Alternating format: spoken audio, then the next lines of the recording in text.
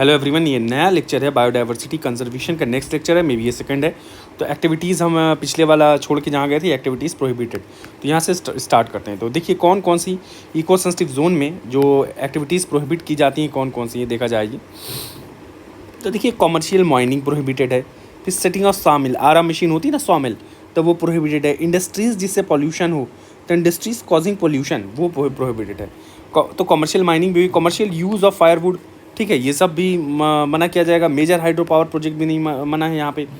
और tourism activities जैसे कि flying over protected areas in aircraft और हॉट एयर बलून, तो एयरक्राफ्ट में आप घूम रहे हैं उसके ऊपर या हॉट एयर बलून में, सब भी मना है। आप discharge of effluents and solid waste यहाँ नहीं कर सकते। इन वाटर बॉडीज़ और टेरेस्टोरियल एरियाज़, कोई भी आसपास वाटर बॉडी है ये इको सेंसिटिव जोन में, तो नहीं भैया आप यहाँ कोई अपना एफ्लुएंट डिस्चार्ज नहीं करेंगे और सॉलिड वेस्ट फेंकना होना नहीं है सब, ठीक है। रेगुलेटेड फेलिंग ऑफ ट्रीज़, कुछ चीज़ें रेगुलेट हैं जैसे फेलिंग ऑफ ट्रीज़, पेड़ काटना, drastic change in agricultural system, commercial use हो नेचुरल वाटर रिसोर्स का कमर्शियल यूज़ जो है ये अलग चीज़ हो गई, including the ground water and setting up of hotel and resorts और एक्टिविटीज़ रेगुलेटेड। तो आप देखिए होटल है रुकने उकने के लिए, थोड़ा बहुत एक्टिविटीज़ जैसे रिजॉर्ट हो गया, या यूज़ है वाटर का, कमर्शियल यूज़ वाटर का जैसे, या ग्राउंड वाटर के लिए पेड़ वेड़ काटना, ये सब कुछ रेगुलेटेड चीज़ें हैं, तो इस पर परमिशन दी जा सकती है। परमिटेड जो है देखिए क्या है, ऑन गोइंग एग्रीकल्चरल है, कोई भी एग्रीकल्चर या हॉर्टिकल्चर एक्टिविटी चल रही है उस एरिया में, तो वो लोकल कम्युनिटी कर रही है तो ये कर सकती है। रेन वाटर हार्वेस्टिंग तो अच्छी चीज़ है। ऑर्गेनिक फार्मिंग भी आप इस एरिया में कर सकते हैं, ठीक है। और ग्रीन टेक्नोलॉजी तो आप कर ही सकते हैं, तो इसमें कोई रोकथाम नहीं, तो ये सब रोक नहीं है। अब देखिए इको सेंसिटिव जोन क्या है, are the areas that are declared. अब भैया under wildlife protection act 90, तो ऐसा कुछ तो डिक्लेयर तो नहीं था, ठीक है, कोई मेंशन नहीं है वाइल्ड लाइफ प्रोटेक्शन एक्ट में और ये सब में 1986 वाले में, ठीक। जो रूल्स बनाए गए हैं उसी के तहत होता है। The purpose is to prohibit all kind of activities, तो ऑल काइंड तो नहीं है, बहुत सी एक्टिविटीज़ परमिट होती हैं, तो प्रोहिबिट ऑल, तो ये ऑल गलत हो जाएगा। सर्टेन एक्टिविटीज़ होता है, सम एक्टिविटीज़ होता तो ये सही हो जाता, ठीक है। तो ये नाइदर वन नाइदर टू। तो दूसरा है कि जो कोर एरिया, यहाँ पे सारी एक्टिविटीज़ प्रोहिबिटेड होती है, ठीक है, not eco sensitive zone, it is the core area, ठीक है। बाकी बफर एरिया होता है, इसमें ग्रेजिंग है, collection of minor produce education and all that, research, ये सब सारी चीज़ें होती हैं। तो स्टेट गवर्नमेंट क्या कैन डिक्लेयर कंजर्वेशन रिजर्व। अब ये देखिए कंजर्वेशन रिजर्व्स के बारे में पढ़ते हैं ना, क्या कंजर्वेशन रिजर्व्स क्या होते हैं ये ऑल दैट, तो कंजर्वेशन रिजर्व्स के बारे में, ठीक। स्टेट गवर्नमेंट डिक्लेयर करता है कंजर्वेशन रिजर्व, ठीक है। कौन करता है? State government. In any area owned by it, कोई भी एरिया इसने ओन किया है तो भाई इसको कंजर्वेशन रिजर्व बना देगा। पर कौन से एरिया होंगे, कहीं भी रैंडम नहीं। Which is mostly adjacent to national park और सेंचुरीज़, जो नेशनल पार्क और सेंचुरीज़ के आसपास के रीजन होते हैं उसको ज़्यादातर बनाया जाता है। And those that link one protected area to another, तो एक यहाँ प्रोटेक्टेड एरिया, ये अलग प्रोटेक्टेड एरिया, इन दोनों को लिंक कर दिया ये रीजन, तो आप इसको कंजर्वेशन रिजर्व बना सकते हो, ठीक है। Such a declaration should be made. अब लोकल कम्युनिटी का यहाँ पार्टिसिपेशन इन्वॉल्व किया गया है कि इसका लोकल कम्युनिटीज़ का भी पार्टिसिपेशन होना चाहिए, ठीक है। तो यहाँ लोकल कम्युनिटीज़ को भी आप इन्वॉल्व करिए, ठीक, पार्टिसिपेशन में, डिसीजन मेकिंग में एंड ऑल दैट। देखिए कम्युनिटी रिजर्व्स के बारे में देखते हैं। तो state government can declare community reserves in any private और कम्युनिटी लैंड, तो प्राइवेट लैंड में भी किया जा सकता है। इसको मैं रैप कर दूँ तो state government community reserve declare करता है इन एनी प्राइवेट या कम्युनिटी लैंड जहाँ पे कोई इंडिविजुअल या कम्युनिटी ने वॉलंटियर किया है to conserve wildlife and its habitat. Such land should not be comprise, तो ये नेशनल पार्क और सेंचुरी नहीं होना चाहिए, ऑलरेडी कोई कंजर्वेशन रिजर्व नहीं होना चाहिए। तो यहाँ पे कंजर्वेशन रिजर्व अलग हो गया, ये कम्युनिटी रिजर्व है। तो कम्युनिटी मतलब कोई लोग हैं, कोई इंसान है, कोई ग्रुप ऑफ पीपल है, ये वॉलंटियर कर रहे हैं किसी एरिया को कंजर्व करने के लिए, तो ये कम्युनिटी रिजर्व हो जाएगा। कोई भी प्राइवेट लैंड भी इसमें आता है, ठीक है, या कम्युनिटी लैंड आ जाएगा। फिर इसके बाद है the rights of people living inside the conservation reserve में जो रहते हैं ये लोग, या कम्युनिटी रिजर्व। अब यहाँ देखिए कंजर्वेशन रिजर्व की भी बात आ गई और कम्युनिटी रिजर्व की भी, तो जो लोग रहते हैं दे आर नॉट अफेक्टेड, ठीक है। राइट्स इनके कम्युनिटी और कंजर्वेशन रिजर्व वाले में राइट्स इनके अफेक्ट नहीं होते, ठीक, राइट्स मेंटेन ही रहते हैं। प्रोटेक्टेड एरिया तो डिफाइंड है वाइल्ड लाइफ प्रोटेक्शन एक्ट 1972 में, ठीक है। एंड प्रोटेक्टेड एरियाज में national park, wildlife sanctuary, conservation reserve, community reserve, ये सारी चीज़ें आ जाएंगी। ये देखिए once the central government notifies area consider following, once the government notified area as the conservation reserve, the chief wild land warden of the state becomes governing authority. Watch या hunting is not allowed, तो community reserve में hunting तो allowed हो जाती है, तो ये तो गलत हो जाएगा। People of such area allowed to collect, ये तो बात सही लग रही है, पीपल ऑफ की कंडक्ट कर सकते हैं non timber forest produce are allowed to traditional, ये भी चाहिए। तो तीसरा चौथा तो सही लग रहा है। तो देखिए ये 2023 का क्वेश्चन आया था, तो यहाँ पे स्टेटमेंट 1 इनकरेक्ट की chief wild life warden of the state becomes governing authority of such, ये वाला पहला वाला गलत था, ठीक है, पहला वाला स्टेटमेंट। और यहाँ hunting is not allowed in such area, पर हंटिंग तो शायद अलाउड होती है। और 2, 3, 4 तो अच्छा हंटिंग भी अलाउड है, तो यहाँ मैं थोड़ा गलत हो गया, तो हंटिंग भी यहाँ पे अलाउड है, तो हंटिंग इज़ नॉट अलाउड। ये बात सही कि हंटिंग अलाउड नहीं होती, ये सब रिजर्व है। अच्छा तो कम्युनिटी रिजर्व से इसमें करना है, हंटिंग कैसे अलाउड हो जाएगी, तो हंटिंग नॉट अलाउड है, ये बात सही है। और people of such area non timber forest produce collect कर सकते हैं, देखिए एक्टिविटीज़ बताई गई थी, ट्रेडिशनल एग्रीकल्चर प्रैक्टिस भी हो सकती, तो ये सारी चीज़ें थी। पर गवर्निंग अथॉरिटी कौन है यहाँ पे जो है, as per wild life protection act 2002 के अंतर्गत जो है अमेंडमेंट हुआ था, तो जो स्टेट गवर्नमेंट एक कॉन्स्टिट्यूट करेगी क्या है, कम्युनिटी रिजर्व मैनेजमेंट कमेटी, तो एक कमेटी आएगी, कम्युनिटी रिजर्व मैनेजमेंट कमेटी आएगी, ठीक है। स्टेट गवर्नमेंट कॉन्स्टिट्यूट करेगा कम्युनिटी रिजर्व मैनेजमेंट कमेटी, जो अथॉरिटी देगा रिस्पॉन्सिबल फॉर कंजर्विंग, मेंटेनिंग और मैनेजिंग कम्युनिटी रिजर्व। तो कम्युनिटी रिजर्व एक मैनेजमेंट कमेटी होगी जो रिस्पॉन्सिबल होगी मैनेज करने के लिए कम्युनिटी रिजर्व को मेंटेन करना, उसको कंजर्व करना, मेंटेन करना या मैनेज करना, ये सारी चीज़ें। और कमेटी में 5 रिप्रेजेंटेटिव होंगे, किसमें होंगे 5 representative nominated by the village panchayat. तो जो विलेज पंचायत का यहाँ रोल दिखाया गया कि विलेज पंचायत के लोग होंगे, विलेज पंचायत, और 5 रिप्रेजेंटेटिव होंगे इसमें, ठीक। जहाँ सच और where such panchayat does not exist by the members of gram sabha and under, ठीक है। तो और देखिए कम्युनिटी में कितने लोग होंगे, 5 मेंबर होंगे जो विलेज पंचायत नॉमिनेट करेगा, और where such panchayat does not exist, ठीक है। तब यहाँ पे कैसे होगा, 5 नॉमिनेटेड बाय द, तो मेंबर्स नॉमिनेटेड किसके द्वारा होंगे, मेंबर्स ऑफ ग्राम सभा जहाँ विलेज पंचायत नहीं है, ठीक है। And 1 representative of the state forest और वाइल्ड लाइफ डिपार्टमेंट, और एक रिप्रेजेंटेटिव होगा फॉरेस्ट वाइल्ड लाइफ डिपार्टमेंट का, under whose jurisdiction the community reserve is located, जिसके ज्यूरिसडिक्शन में, तो एक representative forest wildlife department का होगा जिसके अंडर, जिसके ज्यूरिसडिक्शन में वो एरिया आता है, और विलेज पंचायत के लोग होंगे, और विलेज पंचायत के लोग नहीं हुए तो मेंबर्स ऑफ ग्राम सभा हो जाएंगे, ठीक है। जो रिस्ट्रिक्शंस या रेगुलेशन वाइल्ड लाइफ सेंचुरीज़ के लिए होती हैं वही कम्युनिटी रिजर्व्स के लिए भी होती हैं। चलिए ये वाला हो गया क्वेश्चन। अब देखिए सीक्रेट ग्रुप्स की बात किया जाए, सीक्रेट ग्रुप्स क्या होते हैं, ये ट्रैक्स ऑफ फॉरेस्ट हैं, क्या है, प्रिजर्व बाय एंशिएंट सोसाइटीज़ या रिलीजियस, तो उनको क्या है, कल्चरल ग्राउंड पे कोई आप देवी देवता का वो रूप दे दिए पेड़ को, पौधों को, फिर आप उसको काट नहीं सकते, सीक्रेट बना दिए, ठीक है, रिलीजियसली सीक्रेट। तो all the trees and wildlife within there were venerated and protected, तो कम्युनिटी इनको प्रोटेक्ट करती थी because these forest wildlife these पेड्स these trees and all that was considered secret in nature. तो such secret groups कहाँ पाए जाते हैं, खासी में, जयंतिया हिल्स ऑफ मेघालय में, खासी में, अरावली रेंज ऑफ राजस्थान, फिर वेस्टर्न घाट कर्नाटका, महाराष्ट्र, चंदा and Bastar areas of Chhattisgarh, तो चांद और बस्तर एरिया भी छत्तीसगढ़ का, ये सब जगहों पे। आइए एक सीटू कंजर्वेशन के बारे में बात किया जाए, तो इन दिस अप्रोच क्या है कि थ्रेटेंड एनिमल, जो भी थ्रेटेंड एनिमल हैं, प्लांट हैं, इनको नेचुरल हैबिटेट से, जहाँ ये रहते हैं नेचुरली, वहाँ से निकाल दिया गया और एक यूनिक सेटिंग बनाई गई थी। कोई भी ऐसी जगह, कोई भी इंफ्रास्ट्रक्चर, कोई भी ऐसा एरिया बनाया जाता है जहाँ पे इनको प्रोटेक्ट किया जाता है, जैसे जूलॉजिकल पार्क, वाइल्ड लाइफ या पार्क आ गया, बॉटनिकल गार्डन है, वाइल्ड लाइफ सफारी पार्क है, सीड बैंक्स हैं, ये सर्व करती है इस पर्पज़ के लिए। तो वाइल्ड लाइफ सफारी पार्क भी इसीलिए होता है। कई एनिमल्स एक्सटेंट हो जाते हैं in the wildlife but continue to be maintain, तो जूलॉजिकल पार्क में ये मेंटेन किया जाता है इनको, भले ऐसे एक्सटेंट हो जाएँ। और द इनिशियल पर्पज़ जूस का एंटरटेनमेंट था, ओवर द डिकेज जू को क्या बना दिया गया, एक wildlife captive breeding programme के थ्रू एक वाइल्ड लाइफ कंजर्वेशन सेंटर बना दिया, centre for wildlife conservation, और इनकी कैप्टिव ब्रीडिंग कराई जाती है। पकड़ा है तो अपने से नहीं, नेचुरल वे में नहीं है, ठीक है, मतलब कि इनको पकड़ लिया फिर ब्रीड करा दिया गया, और इन्वायरमेंटल एजुकेशन के लिए जगह बन गई है। रिसेंट ईयर्स में जो एक्सेटू कंजर्वेशन है has advanced beyond keeping threatened species. Now जो गैमीट्स हैं थ्रेटेंड स्पीसीज़ के, जो जर्म सेल्स बनाते हैं, germ cells gametes, these are germ cells, ठीक है, जिससे फर्टिलाइजेशन होता है। तो जैसे जर्म सेल कोई मेल है, ठीक है, और मेल है और एक फीमेल है, ठीक है, अब ये जर्म सेल्स बनाते हैं, फर्टिलाइजेशन होता है, ये जाइगोट बनता है एंड ऑल दैट, फिर इससे अब बच्चा पैदा होता है, तो यही चीज़ है जर्म सेल्स, ठीक है, इन्हीं को जर्म सेल्स यहाँ नाम दिया गया, गैमीट्स कहा जाता है, ठीक है, गैमीट्स कहा जाता है, गैमीट्स। अब ये थ्रेटेंड स्पीसीज़ को इनको प्रिजर्व कर लिया जाता है, ठीक है, वाइबल और फर्टाइल कंडीशन में। अब इसको क्रायो प्रिजर्वेशन, ठीक है, लिक्विड नाइट्रोजन यूज़ किया जाता है क्रायो प्रिजर्वेशन में, ठीक है, -196 degree centigrade and all that, तो ये चीज़ें लिविंग रहती है। फिर एक्स को भी फर्टिलाइज़ किया जाता है इन विट्रो, ठीक है, इन विट्रो और इन वीवो, देखो दो चीज़ें आती है। तो इन विट्रो मतलब, इन वीवो मतलब होता है लिक्विड, इन वीवो आ जाएगा तो इनसाइड द लिविंग, तो इन वीवो हो जाएगा। विट्रो मतलब आर्टिफिशियल कंडीशन में, तो इसको आर्टिफिशियल कंडीशन में, ठीक है, फर्टिलाइज़ किया जाता है, तो वही इन विट्रो हो जाता है। तो इस can be fertilize in vitro and plants can be propagated using tissue culture, plants को टिश्यू कल्चर से प्रोपोगेट किया जाता है। तो ये सारी चीज़ें हैं। Seeds of different genetic strains of commercially important plants can be kept for long, seed bank बनाया जाता है, तो जिसमें जेनेटिकली इंपॉर्टेंट और कमर्शियली वाइबल्स कोई भी सीड है, ठीक है, ऐसा सीड है जिसका जो सीड से फ्रूट बन रहा है तो बहुत अच्छा बन रहा है, डिजीज़ रेजिस्टेंट फ्रूट बन रहा है, उसका टेस्ट अच्छा है, आउटपुट इसका अच्छा निकल रहा है, ये सारी चीज़ें हैं।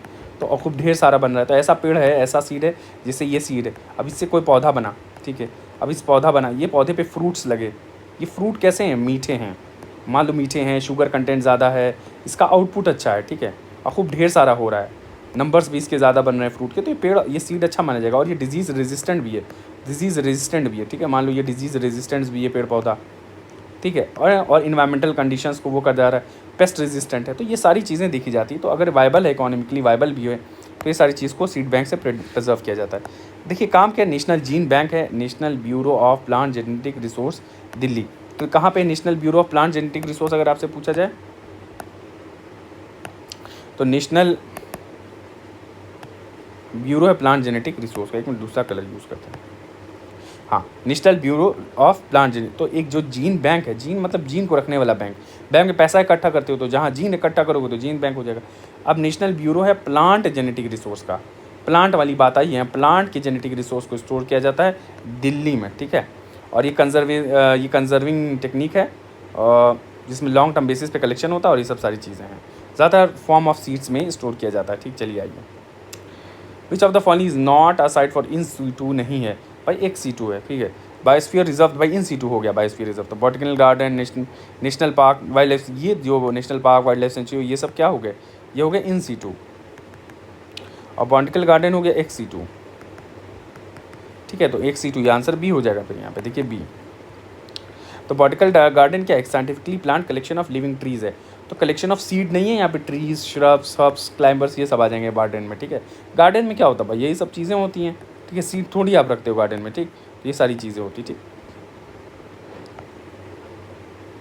तो ये देखिए other plants from various parts of the globe, ये सब, इसमें कंजर्विंग रेयर और थ्रेटेंड स्पीसीज होती है, मिली रेयर और थ्रेटेंड स्पीसीज को रख लिया जाता है। देखिए नेशनल इनिशिएटिव कुछ स्टार्ट किया जाए, देखिए नेशनल, देखिए वाइल्ड लाइफ मिटिगेशन मेजर्स हैं, जैसे कुछ इको ब्रिज बनाया गया है, सेवरल अंडर पासेज या ओवर पासेज, ये इको ब्रिज बनाया गया, are being build on NH-44 में, that cuts through the corridor connecting Kanha, Satpura, Pench, Bandhavgarh, Panna tiger reserve. तो कुछ इको ब्रिजेस बने हुए हैं जो कनेक्ट करते हैं, ठीक है, अंडर पास या ओवर पास बना दिया, ओवर पास मतलब ऐसे है, ये ऐसे बना दिया ओवर पास, ये रोड जा रही है, ये रोड जा रही है, ओवर पास बन गया, ठीक है। तो इस तरह से कुछ चीज़ें होती हैं।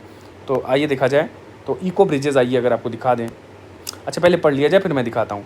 Eco bridges enhance wildlife connectivity, ठीक है, in areas disturbed by highways, तो भैया हाईवे बन जा रहा है, तो एक ब्रिज बना दिया, अगर ये हाईवे जा रहा है बीच में और ये जंगल है, ये जंगल है, तो ऊपर से जो है ये पेड़ पौधे यहाँ लगा दिया आपने, ठीक है, और ये ब्रिज बना दिया। अब ये नीचे से नहीं जा पा रहा, मान लो रोड नहीं क्रॉस कर रहा ना भाई, अगर एक मिनट,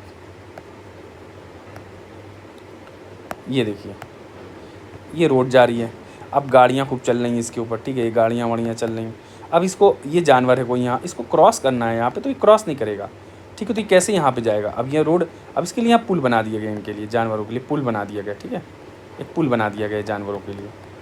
अभी जानवर यहाँ से यहाँ, खूब पेड़ पौधे ऐसा लगाया जाता है यहाँ पेड़ पौधों को कि पता नहीं चलता पुल है, तो इसके वजह से चल के यहाँ पे क्रॉस कर जाते हैं। These are the eco bridges, ठीक है, तो ये यहाँ से आएगा जानवर, यहाँ से आएगा, ये इधर चल के इधर चला जाएगा, ठीक है, बस यही है, ये ब्रिजेस है। तो इको ब्रिज क्या करते हैं, कनेक्टिविटी एरियाज में disturbed by highways, usually these bridges are overlaid with planting to give them continuous outlook, ऐसा आउटलुक दिया जाता है जंगल की तरह, ठीक है। तो मान लो ये रोड बनी हुई है, यहीं दिखा दी, अब ये ब्रिज बना दिया आपने, ये रोड है, यहाँ गाड़ियाँ वाड़ियाँ जा रही हैं, गाड़ियाँ जा रही हैं, अब ये ब्रिज बना दिया गया, ऐसा खूब पेड़ पौधा लगा दिया गया यहाँ पे, खूब पेड़ पौधा लगा दिया गया, खूब पेड़ पौधा यहाँ खूब पेड़ पौधा। अब यहाँ से जानवर आएगा, ऐसे क्रॉस करके निकल जाएगा, पर नीचे से गाड़ियाँ वाड़ियाँ जा रही, तो बस ये इको ब्रिजेस।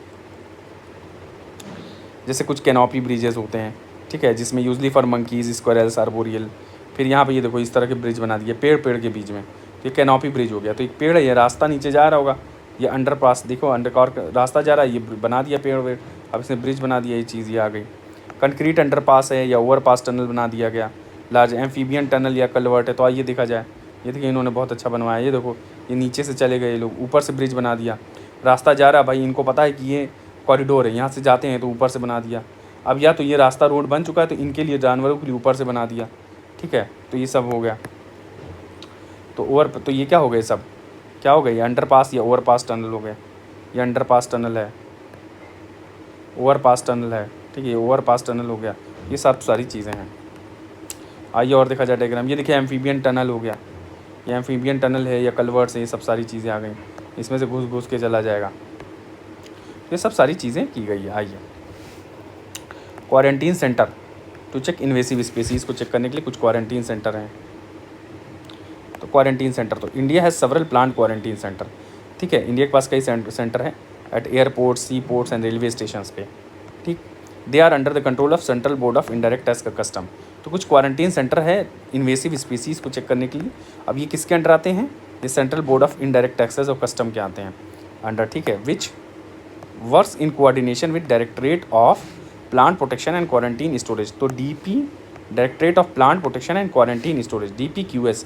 तो DPPQS के इसमें काम करते। आइए एक बार DPPQS देख लिया जाए।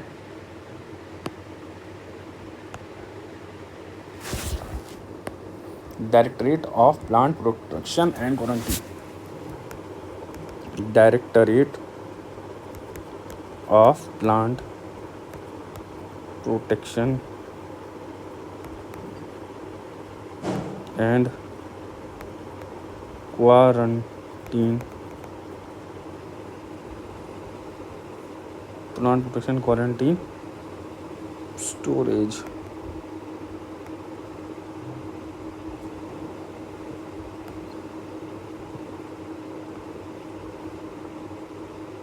and quarantine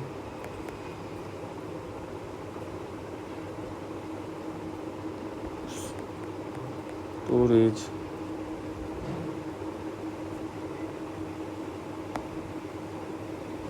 ये है directorate of plant protection and quarantine storage. अगर इनके अबाउट्स में देखा जाए तो ये डायरेक्टरेट प्लांट क्वारंटीन स्टोरेज ये 1946 में खुला था। तो ये अगर यहाँ पे अगर आप डाल दिया जाए तो ये 1946 में खुला था, ये आप डाल दो। तो 1946 में खुला था और वुड हेड कमीशन था। तो वुड हेड कमीशन पे गवर्नमेंट ऑफ इंडिया, और ये कमीशन जो बना था ये वुड हेड कमीशन। तो अगर आप यहाँ पे डाल दोगे तो वुड हेड कमीशन, कौन सा कमीशन, वुड हेड कमीशन। देखिए एक्स्ट्रा इन्फॉर्मेशन मिल गई आपको। वुड हेड कमीशन के अंदर खुला था और गवर्नमेंट ऑफ इंडिया के लिए, और प्लांट प्रोटेक्टर एडवाइज़र है, headed by plant protector adviser होता है इसमें। The plant protection strategies and activities have significant importance. तो इसकी एक्टिविटीज़ है प्लांट एक्टिविटीज, इनकम एक्टिविटी, हाँ, तो क्रॉप लॉस बनाना, फिर integrated pest management, plant quarantine कराना, पेस्टिसाइड रेगुलेशन। देखिए ये आप पढ़ लीजिए, बहुत अच्छा इंपॉर्टेंट दिया हुआ है, ये सब सारा काम है। तो वुड हेड कमीशन था और ये सब याद कर लीजिएगा। तो 1946 में बना है directorate of plant quarantine and storage, ठीक है। और ये वुड हेड कमीशन है। एक मिनट थोड़ा सा विड्थ कम कर दूँ, मैं ज़्यादा कर दिया था, पता नहीं क्यों, ओह सॉरी। तो ये वुड हेड कमीशन हो गया, ठीक है। तो ये वुड हेड कमीशन हो गया और directorate of plant protection and quarantine storage, directorate of plant protection and quarantine storage, DPPQS। और कब ये बना है याद रखिएगा दोस्तों, 1900, ये बना है 46 में। कब बना, 1946 में। तो इसी के विच वर्क्स इन कोऑर्डिनेशन। तो ये जो बना हुआ है चेक इन्वेसिव स्पीसीज़ को, जो इन्वेजिव स्पीसीज़ है इसको चेक करना है, तो यही जो है central board of indirect taxes देखता है इसको, ठीक है। और कस्टम और इनडायरेक्ट टैक्स को दे दिया गया है ये, ठीक है। CBD इनडायरेक्ट टैक्स और कस्टम वालों को दे दिया है और DPPQS के साथ दिखता है। तो इंपॉर्टेंट एग्रीकल्चरल प्रोडक्ट जो है गवर्न बाई, तो जो इंपॉर्टेंट एग्रीकल्चरल प्रोडक्ट है इनको गवर्न किया जाता है by destructive insect and paste act 1914, ठीक है। क्या, destructive paste insect and paste act, ये याद कर लीजिएगा आप कि जो इंपॉर्टेंट जो इम्पोर्ट एग्रीकल्चरल प्रोडक्ट है कैसे गवर्न होता है, destructive insect and paste act. तो डिस्ट्रक्टिव जो इंसेक्ट और पेस्ट एक्ट है 1914 में, देखिए आज़ादी से पहले भी बना था, उससे अंतर्गत ये सब जो होता है रेगुलेट होता है। फिर ministry of agriculture and formal welfare के अंदर आता है। तो DPPQS जो है ये हमने देखा directorate of plant protection and quarantine storage, 1946 में बना वुड हेड कमीशन में। ये मिनिस्ट्री ऑफ एग्रीकल्चर और फार्मर्स वेलफेयर में आ जाएगा। जो अभी के जो मंत्री हैं एग्रीकल्चर मिनिस्टर हमारे कंट्री के शिवराज सिंह चौहान जो हैं, तो उनके अंदर आएगा directorate of plant protection quarantine storage, ठीक। अब ये रिस्पॉन्सिबल होता है control of invasive paste weed के लिए, कंट्रोल के लिए। और इन्होंने लिस्ट किया है प्लांट जिसका इंपोर्ट अलाउ करना चाहिए या बैन करना चाहिए। तो ये लिस्ट करेंगे, they has the list of plant, जिस कौन से प्लांट को अलाउ करना है और कौन से बैन करना है, ठीक। व्हेन एग्रीकल्चरल प्रोडक्ट अराइव, कोई भी आता है तो कस्टम जो होता है, कस्टम देखिए ऑफिशियल्स चेक करते हैं if it has a phytosanitary certificate. देखिए फाइटोसैनिटरी सर्टिफिकेट पे मैंने काफ़ी लेक्चर लिया है। फाइटोसैनिटरी सर्टिफिकेट जो होता है जो इंटरनेशनल स्टैंडर्ड मीट कर रहा है कि नहीं, कोई इंटरनेशनल स्टैंडर्ड सेट किया जाता है। और कई बार कंट्रीज़ अपना अपना standard set, country set also set their own standard, country भी अपना स्टैंडर्ड सेट करती हैं। तो इनके जो फाइटोसैनिटरी सर्टिफिकेट इशू हुआ है ये मीट कर रहा है कि नहीं, इस इंटरनेशनल स्टैंडर्ड्स को मीट कर रहा है, जो कंट्री के स्टैंडर्ड्स को मीट कर रहा है कि नहीं, ये सारी सर्टिफिकेट दिया जाता है, ठीक है। अब उसमें क्या हो जाते हैं, that the product is with in paste और वीड इन्फेस्टेशन और and is issued by the exporting country. ये कौन सा एक्सपोर्टिंग कंट्री इशू कर दिया कि भाई हाँ है, हमारे पास इंटरनेशनल एक स्टैंडर्ड है कि ये हानिकारक नहीं है, अपनी एग्रीकल्चरल कंडीशन को या इकोलॉजी को डिस्टर्ब नहीं करेगा, ये ख़राब नहीं करेगा, ये इन्वेजिव नहीं है, और भी सारी चीज़ें आती हैं इसमें। If the product is certified it is cleared by DPPQS after sample test. तो देखिए पहले बाहर से आ रहा है तो कस्टम ही वाला ने देखेगा, इसीलिए यहाँ पे central board of indirect tax और कस्टम को लाया गया है, ठीक। And if the product is certified is cleared by DPPQS जो है इसको सैम्पल टेस्ट के बाद सर्टिफाई करता है। And if the product has not been given phytosanitary certificate, नहीं दिया गया है, तो DPPQS क्या करता है, इसको फ्यूमिगेट कर देता है विथ मिथाइल ब्रोमाइड, ठीक है, गैस है, ठीक है, soil bond base, and issues a phytosanitary certificate. तो कैसे देगा, DPPQS करेगा, इसको फ्यूमिगेट कर देगा मिथाइल ब्रोमाइड से, ठीक है। और गैस फ्यूमिगेंट है, सॉइल बॉन्ड डिजीज़ अगर इस पर लगी हुई है तो सब हट जाएगी, और फिर फाइटोसैनिटरी सर्टिफिकेट दे देगा, सारी चीज़ें। चलिए, issues with the functioning of the quarantine से सेंटर से मतलब मसला क्या है, only half of the India's quarantine centre are functional. तो आधे ही हाफ फंक्शनल है, बाकी सब बंद हो गए हैं, स्टाफ की शॉर्टेज है यहाँ पे, और इंपोर्ट एक्सपोर्ट यहाँ नेग्लिजिबल है। Custom official often release the cargo without referring it to the DPPQS में रिफ़र करने के बजाय यहीं भेज देते हैं। नेपाल फॉर इंस्टेंस, जो नेपाल है for instance, stop the entry of agriculture product from India. तो हमारे यहाँ से एग्रीकल्चर प्रोडक्ट की जो एंट्री है उसको बंद कर दिया था विदाउट फाइटोसैनिटरी सर्टिफिकेट। तो ये होना चाहिए, वरना हम नहीं लेंगे, ठीक है, क्योंकि इनके यहाँ एक्यूट इंसेफ्लाइटिस सिंड्रोम था बिहार में। तो एक्यूट इंसेफ्लाइटिस सिंड्रोम के चलते कि इन्होंने कहा भैया पहले सर्टिफिकेट दो, फिर सिक्योरिटीज़ ऑफ इंडियाज़। अब भाई लीची वीची से हो जाता है, अब माई लीची आप इंपोर्ट करा रहे हो तो पहले आपको क्या सर्टिफिकेट चाहिए, क्या DPPQS का, DPPQS से रिफ़र कराना होता है, तो आपको फाइटोसैनिटरी सर्टिफिकेट चाहिए, ठीक है, फिर आपको मिलेगा। तो security edge at India's quarantine station is virtually non existence and items disappear in transit, ठीक है। Preservation of the western and eastern Ghat, देखिए क्या है, तो वेस्टर्न जो घाट है और eastern Ghat they play irreplaceable role in mediating the monsoon over the country and the forest harbour rich biodiversity. भैया बे ऑफ बंगाल ब्रांच और अरेबियन सी ब्रांच है, अब ये हमारा प्यारा भारत है, तो बे ऑफ बंगाल ब्रांच कैसे चाह रही है, अरेबियन सी ब्रांच तो यहाँ पे है ना, तो यहाँ पे लड़ के यहीं बारिश हो जाती है खूब ढेर सारी, ठीक है। फिर वहाँ से साउथ वेस्ट मानसून आता है, फिर वो रेन यहाँ क्रॉस करता है, फिर ये ऐसे जाके घूम के आती है हवा, ठीक है, कुछ ऐसे चली गई, कुछ घूम करके ज़्यादातर यूपी में इधर से घुसती है, यूपी में ईस्ट से घुसती है मानसून, ठीक है, तो पहले ईस्ट में आएगी। तो ये सारी चीज़ें हैं, इसका अलग लेक्चर मैंने मानसून विषय में भी शायद है, तो देख लीजिएगा आप। तो प्रिजर्वेशन ऑफ वेस्टर्न घाट और ईस्टर्न घाट, तो अब यहाँ रिच बायोडाइवर्सिटी इसीलिए यहाँ बारिश वारिश होती है, ठीक है। अभी वेस्टर्न घाट है पूरा ऐसे ऐसे, सह्याद्री है जो महाराष्ट्र वाले को सह्याद्री कहते हैं, यहाँ बारिश हो गई तो विंड वर्ड साइड में बारिश हो गई। अब इसमें कैसे, अब भाई क्या है, जैसे जैसे टकरा है, अब ये रीज़न भी होता है ना, जैसे यहाँ पहाड़ी है या हवा ऊपर जाती जैसे, तो ठीक है, इसमें बारिश होने लगती है, ठीक, adiabatic changes and all that, तो यहाँ बारिश होने लगी विंड वर्ड साइड में, पर ली वर्ड में तो नहीं होती इतनी। चलिए आइए देखा जाए आगे। तो यहाँ रिच बायोडाइवर्सिटी इसीलिए पाई जाती है, और ठीक है, human encroachment, tourism, deforestation, sand mining, ये सब जो है इकोसिस्टम के लिए थ्रेट है। क्या है, इंक्रोचमेंट कर लिया भाई, लोग आ रहे हैं, टूरिज़्म गंदगी मचा रहे हैं सब, ठीक है, उसमें एनिमल्स को भी दिक्कत, डिफॉरेस्टेशन, पेड़ काट दिए भाई, तो इससे क्या है, आप फॉरेस्ट ख़त्म कर रहे हो। सैंड माइनिंग, भाई माइनिंग, खदानें खोद रहे हो, तो उससे एग्रीकल्चरल की सॉइल क्वालिटी ख़राब हो रही है, पेड़ को ग्रो होने में दिक्कत हो रही है, बहुत सारी चीज़ें होती हैं सैंड माइनिंग से, मल्टीपल इफेक्ट्स है। आयरन माइनिंग गोवा में हो रही है, ये सब सारी, गोवा में भी खूब आयरन माइनिंग होती है, तो ये सब थ्रेट है, ठीक है, वेस्टर्न घाट को। फिर यहाँ वेस्टर्न घाट्स के बारे में क्या लिखा है, runs from Kanyakumari to Gujarat, ठीक है, पूरा कन्याकुमारी से लेकर गुजरात तक जा रहे हैं, स्पैनिंग 6 स्टेट, महाराष्ट्र में सह्याद्री कहा जाता है, कर्नाटक, तमिलनाडु, केरला, गुजरात, गोवा। तो it exhibits a remarkable high degree of species endemism. तो बहुत सारे जो स्पीसीज़ हैं एंडेमिक है, इसी रीजन में पाए जाते हैं, और एक वर्ल्ड हेरिटेज साइट है और one of the hottest hot spots of biological diversity in the world. तो बहुत ज़्यादा स्पीसीज़ यहाँ पाई जाती हैं, मिनिमम जो हॉट स्पॉट बनाने के लिए 1400 स्पीसीज़ चाहिए ना अंडर थ्रेट, तो मिनिमम, तो वो सारी चीज़ें यहाँ पे हैं। तो एक बायोलॉजिकल हॉट स्पॉट है ये। अब जैसे आपको हॉट स्पॉट जाने के लिए क्राइटेरिया फॉर हॉट स्पॉट क्या होता है, ये आपको एक बार दिखा दें।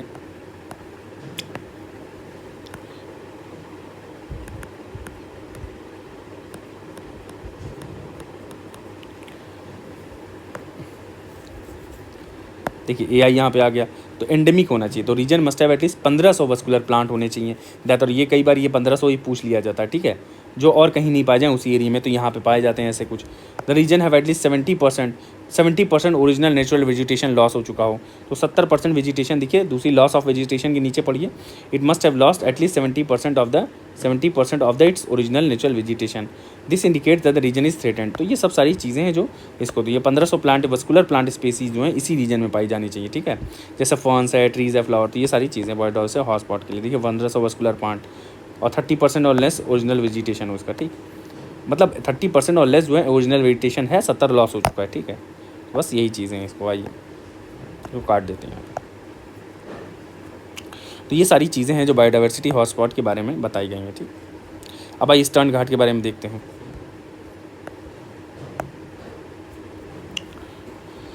थोड़ा सा मैं चेक करता रहता हूँ क्योंकि मेरे पास टाइम कितना है इसमें। चलिए आइए,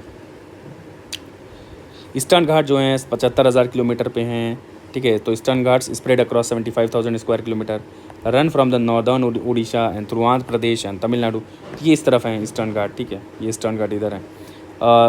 पासिंग सम पार्ट्स जो कर्नाटक और तेलंगाना, तो यहाँ तेलंगाना का कुछ रीजन, कर्नाटक के यहाँ कुछ रीजन आ ही जाएगा। तो unlike the western Ghat these are discontinuous, ये डिसकंटिन्यूअस है, कहीं है फिर नहीं है, ठीक है, तो कंटिन्यूअस नहीं है और इरोड हो जाती है क्योंकि नदियाँ वदियाँ यहाँ से बह के जाती हैं तो काट देती हैं इसको। तो अगर नदियाँ यहाँ से बह के जा रही हैं, नदी कोई जा रही है तो ये काट देगी इस रीजन को, ठीक है, कट कर देती है, ठीक है, इरोड हो जाए, cut through by the Godavari, Mahanadi, Krishna, Kaveri, ये सब कट कर दे रही हैं किसको, ईस्टर्न घाट को, ठीक। आइए आगे देखा जाए। Deforestation has made the hill of eastern Ghat barren, तो यहाँ बहुत ज़्यादा डिफॉरेस्टेशन भी होता है, इससे हिल हो गया, बैरन हो गया, and streams are running dry, तो स्ट्रीम ड्राई है, तो लार्ज स्केल जो प्लांटेशन है कॉफ़ी का, टी का, ऑर्चर्ड का, ये यहाँ पे किया जाता है। रेड सैंडर्स पाया जाता है शेषाचलम हिल्स में, तो has been are removed illegally, तो शेषाचलम हिल्स में रेड सैंडर्स जो है ये इसका खूब ट्रेड वेड होता था पहले, ठीक है, वीरप्पन के टाइम में। ये कौन से हिल्स में था, शेषाचलम हिल्स में, ठीक है, इसको रिमूव कर दिया गया है इलीगली। आइए देखा जाए माधव गडगिल कमेटी, तो माधव गडगिल कमेटी क्या है भैया, देखो माधव गडगिल कमेटी था वेस्टर्न घाट का इकोलॉजिकल एक्सपर्ट पैनल था। तो देखो माधव गिल कॉन्स्टिट्यूटेड MOEF ने, मिनिस्ट्री ऑफ एनवायरनमेंट फॉरेस्ट ने एक वेस्टर्न घाट एक्सपर्ट इकोलॉजी पैनल बनाया था। कब बनाया था, 2010 में, तो ये डेट याद रख लीजिए, डेट 2010 वाली आ सकती है। तो गडगिल कमेटी 2010 में WGEP पैनल के अंदर बनी थी। अब इसमें जो है द पैनल सबमिट ने, इन्होंने 2011 में रिपोर्ट रखा विद स्ट्रिंजेंट असेसमेंट किया हुआ और कंडीशन ऑफ वेस्टर्न घाट के बारे में कमेटी बैठी और इनके बारे में इनका दिखाई कि क्या क्या नुकसान है, क्या क्या करना चाहिए हम लोग को। तो it was criticize that committee failed, पर ये क्रिटिसाइज़ किया गया कि डेवलपमेंट और कंजर्वेशन को committee fail to make a balance, तो जो कमेटी की रिकमेंडेशंस थी ये बैलेंस नहीं बना पाई। तो कई रेडिकल चेंजेस आए थे that need to be brought to conserve western Ghat. तो ये रिकमेंडेशन अगर इम्प्लीमेंट होती हैं तो ये माइनिंग माफिया, सैंड माफिया, इन सबको, लोकल इंक्रोचर्स को इफेक्ट करती हैं। देखिए रिकमेंडेशंस क्या थी गडगिल की, WGE रिपोर्ट की इनकी रिकमेंडेशन क्या थी, आइए देखा जाए। रिकमेंडेशन क्या है, तो report ask for bottom to top approach, top से बॉटम नहीं, बॉटम से टॉप अप्रोच लिया जाए फ्रॉम ग्राम सभा टू द टॉप, तो ग्राम सभा का इंटरवेंशन है फिर ये बात ऊपर तक जाए। और इसमें it had recommended massive 64% of the area come under ecological sensitive area, तो जो नेशनल पार्क है, सेंचुरी, इसके अराउंड का जो एरिया आता है, ठीक है, जो 10 किलोमीटर के रेंज में, तो वो क्या हो गया, इकोलॉजिकल सेंसिटिव एरिया हो गया, सेंसिटिव जोन। अब इसने ये कहा है, इसने रिकमेंड किया इस रिपोर्ट ने कि that a massive 64% of area जो इकोलॉजिकल सेंसिटिव एरिया, मतलब इतने national park, wild life sanctuaries, ठीक है, उधर रीजन में और सेंसिटिव एरिया में आ जाता है ये सारा है। And within this area smaller regions were to be identified at ecological sensitive zone 1-2, तो इकोलॉजिकल सेंसिटिव एरिया में इकोलॉजिकल सेंसिटिव जोन 1 और 2 और 3 का क्राइटेरिया दिया गया। 75% जो एरिया आएगा ESZ 1 और 2 में आएगा और already existing protected area such as national park, तो 75% जो है वो ESZ 1 में आएगा, 2 में आएगा, जो ऑलरेडी हैं national park. No new dams based on large scale storage should be permitted, ESZ में कोई डैम नहीं बनाने दिया जाएगा, तो ESZ में कोई डैम नहीं बनाने दिया जाएगा। नो न्यू पॉल्यूटिंग इंडस्ट्रीज़, कोई नई पॉल्यूटिंग इंडस्ट्रीज़ को, थर्मल पावर प्लांट को, ये सबको नहीं अलाउ किया जाएगा ESZ 1 और 2 दोनों में, ठीक है, डैम नहीं बनेगा ESZ 1 में, तो इकोलॉजिकली सेंसिटिव जोन 1, 2, 3 बनाया गया। फिर industry red and orange category should be asked to switch to zero pollution by the 2016। तो रेड और ऑरेंज कैटेगरी की इंडस्ट्री जो बहुत ज़्यादा पॉल्यूशन जो इंडस्ट्री करती है उनको बेसिस पे रेड ऑरेंज ये सब वाइट या ब्लैक सब बताया गया है, तो उसके बेसिस पे क्या है स्विच करेगा। जैसे इंडस्ट्रीज क्लासिफिकेशन ऑरेंज रेड, ये देखो आइए दिखाते हैं आपको।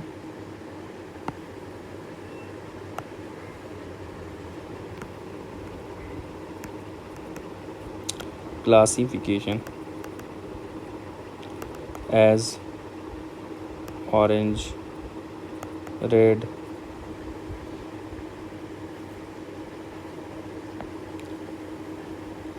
देखिए क्लासिफिकेशन हुआ था तो किस पे है, तो ऑरेंज आ जाएगा जिसका इंडेक्स 41 से 59 है तो ऑरेंज हो गया। रेड का 60 और हायर रेड हो जाएगा, ठीक है।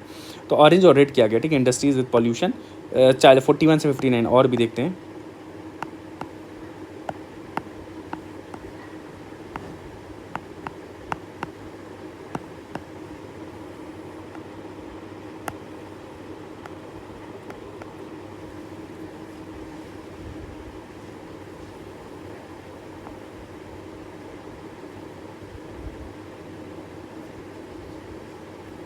देखिए इसमें रेड ऑरेंज ग्रीन और वाइट कैटेगरी बनाया गया पॉल्यूशन पे। तो रेड देखिए यहाँ 60 और उसके अबव का स्केल है, तो स्केल 1 to 100 होता है। तो स्केल कितना हो गया 1 to 100, इधर लेफ्ट साइड में देखिएगा 1 to 100 का स्केल हो गया। तो रेड वाला आप इधर लेफ्ट साइड में देखिए आप, ठीक है, राइट साइड में अभी मत देखिए, यहाँ मैं दिखा दे रहा हूँ लिख के। तो ऑरेंज वाली कैटेगरी कौन सी आ जाएगी, ऑरेंज वाली कैटेगरी में आ जाएगा, अगर ऑरेंज है वो सॉरी ऑरेंज वाली कैटेगरी में क्या आ जाएगा, ऑरेंज में 41 से 59 का स्केल सेट किया गया। ग्रीन वाला और लेसर पॉल्यूशन है, 21 से 40 और अच्छा है। वाइट तो मतलब बहुत अच्छी इंडस्ट्री हो गई, वाइट मतलब 20 से बिलो का स्केल है। और रेड वाला स्केल 60 से ऊपर वाला रेड, तो रेड वाला बहुत डेंजरस हो गया ना। तो पॉल्यूशन इंडेक्स जो है अमाउंट ऑफ एमिशन, और ये सब किसके बेसिस पे, एमिशंस के अमाउंट पे, कितना कौन सा एमिशन है, डिस्चार्ज कितना है, हजार्डस वेस्ट कौन कितना निकाल रहा है, ये सब सारी बेसिस पे देखिए क्लासिफिकेशन किया गया। बस यही सारी चीज़ें हैं, ठीक है। चल गया, ये हो गया। तो अब हम लेक्चर एंड करते हैं। अब यहाँ पे लास्ट देख लेते हैं कि कमिटी प्रपोज वेस्टर्न घाट इकोलॉजिकली अथॉरिटी को स्टैच्यूटरी पावर। तो कमिटी ने कहा था एक वेस्टर्न घाट इकोलॉजिकली अथॉरिटी हो जिसके स्टैच्यूटरी पावर हो ये एक्टिविटीज़ रेगुलेट करने के लिए, ठीक है। अब देखिए कस्तूरी रंगन कमेटी है, ये हम कस्तूरी रंगन कमेटी नेक्स्ट लेक्चर से करेंगे, ठीक है। तो बहुत टाइम हो गया, थैंक यू।